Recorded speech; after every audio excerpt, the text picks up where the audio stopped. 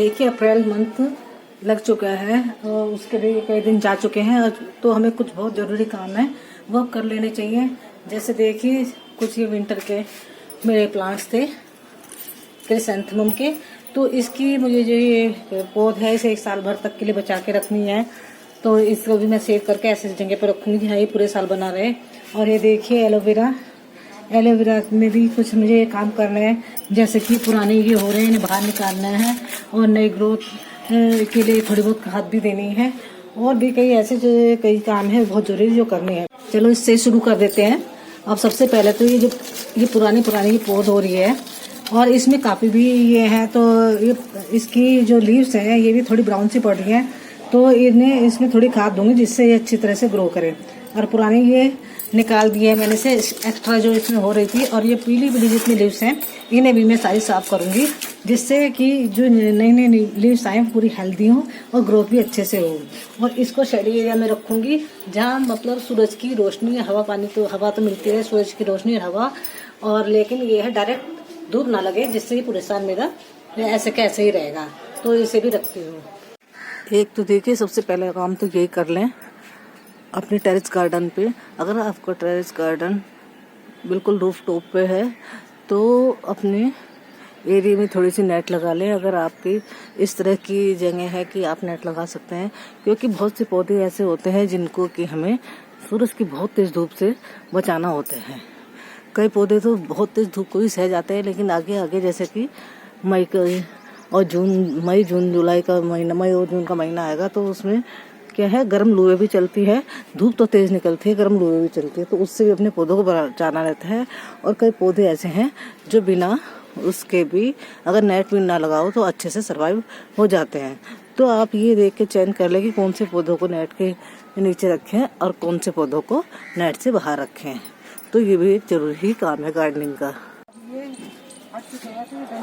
Stick सी रह गई है तो इन्हें भी हटाते रहना चाहिए। अगर हम इन्हें हटा देंगे तो क्या होगा, फिर नई डंडियाँ इसमें आएंगी, नई कलियाँ निकलेंगी और नई लीव्स भी आएंगी। तो इन्हें सबको हटा दें नई, जिससे कि हमारे इसमें फूल तो खिल चुके हैं और नई सब हटा दूंगी। इससे क्या होगा, ये पौधों की एक तरह से सफाई भी हो जाएगी और इनकी ग्रोथ के लिए भी सही रहेगा।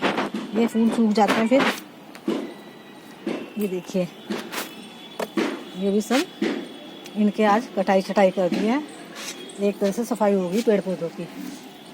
ये और ये देखिए कितनी इसकी तरह से मैंने पहले कटाई कर दी थी, लेकिन फिर भी काफ़ी डंडे सूख रहे हैं, मैं भी हटा देती हूँ। इसकी फिर और अच्छे से ग्रोथ होगी। इस समय है इनकी कटाई छटाई करने का और एक्स्ट्रा लीव हटाने का, सूखी पत्ते हटाने का। जो भी सूखी डंडियाँ हैं तो आप इस तरह से ये सारी इनको हटा दें। अगर आप चाहें तो ये सीड्स कलेक्ट करके भी रख सकते हैं, क्योंकि इससे फिर और कितने ही आप जब भी चाहें फूल सा को फिर बो सकते हैं। इसमें से ये भी हटा रही हूँ और जो डंडियाँ सूख गई हैं वो भी हटा रही हूँ। वो सीड्स को तो मैं इनमें डाल देती हूँ, ये अपना आप ही नेक्स्ट सीजन में अपना उग जाएंगे। और देखती हूँ ये खराब जैसे पौधा सूख चुका बेकार है, इसको खराब पौधे भी हटा दें। सूख चुका है तो इसको भी हटा दिया।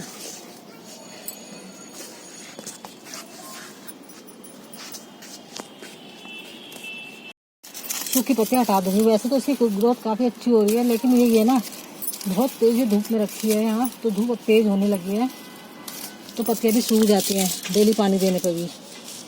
तो सूखी पत्ते मैं हटा दूँगी जिससे अच्छे से इसकी ग्रोथ होए।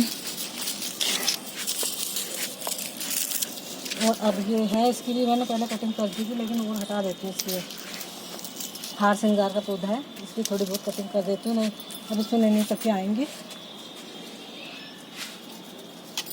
ये सही समय चल रहा है बिल्कुल। अपनी जो आपके गार्डन में विंटर सीजन के जो प्लांट्स हैं अब उनका सीजन ख़त्म हो गया है, तो आप सीड्स कलेक्ट करके रख सकते हैं। और जो पुराने पौधे हो गए हैं जो 1 साल तक सेफ नहीं रह सकते, तो उनका उखाड़ कर उन्हें अपने खाद वाले पॉट में रख दें। अगर आप घर पर खाद बनाते हैं, नहीं तो जैसे भी आप चाहें तो फेंक दें। वैसे तो पेड़ पौधों की जो पत्तियाँ होती हैं उनको भी उनकी खाद बन जाती है, उनसे खाद ही बना लेनी चाहिए। और खाद पेड़ पौधे में खाद दे दें, उनकी निराई गुड़ाई करने का भी बिल्कुल सही समय है। तो इस समय ये छोटे छोटे काम है कहने को तो, लेकिन बहुत इंपॉर्टेंट है गार्डनिंग के लिए। हम ये सब काम कर लेंगे तो आने वाले जो सीज़न में आगे जितनी गर्मी पड़ेगी तो हमारे पेड़ पौधों को कोई नुकसान नहीं होगा, बहुत अच्छी तरह से इनकी ग्रोथ होगी और इनमें बहुत ही अच्छी तरह से फूल और फल आएंगे। तो आप ये ज़रूरी काम है ये अभी निपटा लें। अपनी पेड़ पौधों में देखते रहना चाहिए कहीं कोई कीड़ा तो नहीं लग रहा। जैसे ये सीजन है तो मिलीबग वगैरह गुड़हल पर और गेंदे आदि पौधों पर जल्दी से अटैक कर लेती हैं। तो उसके लिए हमें क्या करना चाहिए कि 1 लीटर पानी में 1-2 ढक्कन आप नीम ऑयल का डालकर स्प्रे करते रहें सारे पौधे में। अगर आप हफ्ते 10 दिन में या 15 दिन में भी एक बार करेंगे तो कीड़ा तो इसमें आपके पौधे में लगेगा ही नहीं। अगर फिर भी लग गया है तो इस तरह से जैसे मैंने बताया है स्प्रे कर सकते हैं। नीम ऑयल आपको मार्केट से मिल जाएगा। तो प्लीज़ अगर मेरी जानकारी आपको अच्छी लग रही हो तो मेरे चैनल को सब्सक्राइब ज़रूर कीजिए, लाइक कमेंट और शेयर भी कीजिए, जिससे कि मैं आगे भी इस तरह वीडियो बनाती रहूं और टेरेस गार्डनिंग से संबंधित। तो देखिए जैसे दिख रहा है ये मिलीबग्स अधिकतर टिप पर लगती हैं पत्तियों की, जहाँ से कलियाँ निकलती हैं गुड़हल की, तो उसी पर लगती है और पत्तियों के पीछे भी लगते हैं। तो इन बातों का आप ध्यान रखें। तो कहने को तो ये छोटी छोटी बातें हैं लेकिन इम्पोर्टेंट है गार्डनिंग के लिए। अगर हम इन सब बातों का ध्यान रखेंगे और ये बिल्कुल सही समय है जो छोटी छोटी हमने ये जानकारी दी है, आप इनको फॉलो कर लेंगे तो आने वाली भीषण गर्मी में आपकी पेड़ पौधों को किसी समस्या का सामना नहीं करना पड़ेगा और वो अच्छी तरह से फलेंगे फूलेंगे और इस तरह से हरे भरे रहेंगे। थैंक